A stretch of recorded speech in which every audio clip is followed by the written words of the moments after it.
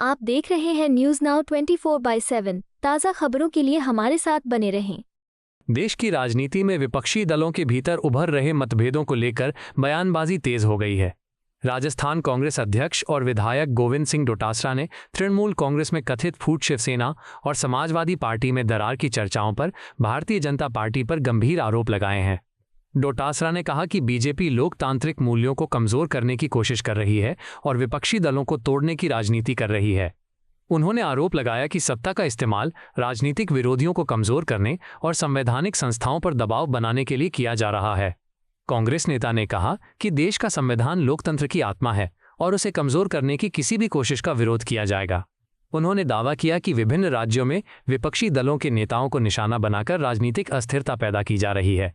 डोटासरा के अनुसार लोकतंत्र में मजबूत विपक्ष का होना बेहद जरूरी है और दलों को तोड़ने की राजनीति लोकतांत्रिक व्यवस्था के लिए खतरा है।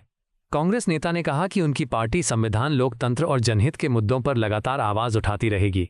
वहीं बीजेपी इन आरोपों को खारिज करते हुए विपक्ष के दावों को राजनीतिक बयानबाजी करार देती रही है। इस मुद्दे को लेकर राजनीतिक बहस लगातार तेज होती जा रही है। देखिए, ये देश के अंदर मोदी जी अब की बार बीजेपी ये कह रही थी कि हम संविधान बदलेंगे, तो संविधान बदला नहीं गया तो इन्होंने संविधान को खत्म करने की दिशा के अंदर काम कर लिया।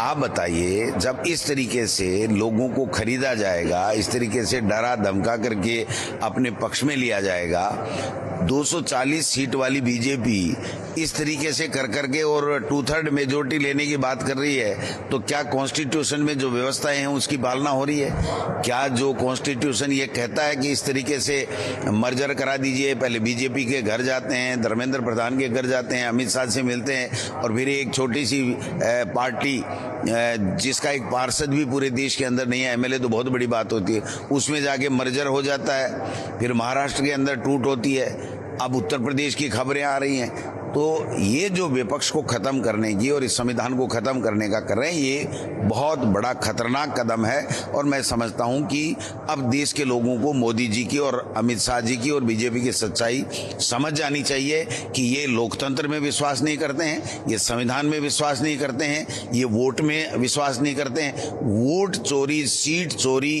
और अब संविधान को खत्म करके अपना ही संविधान निर्माण करना, इस देश में कभी चुनाव नहीं हो और यही खुद ही शासक बने रहें, यही प्रधानमंत्री बने रहें, इन्हीं का शासन रहे, इस दिशा में ये लोग बाग बढ़ रहे हैं जो देश के लिए खतरनाक। आपको यह वीडियो पसंद आया हो तो इसे लाइक करें, हमारे चैनल को सब्सक्राइब करें।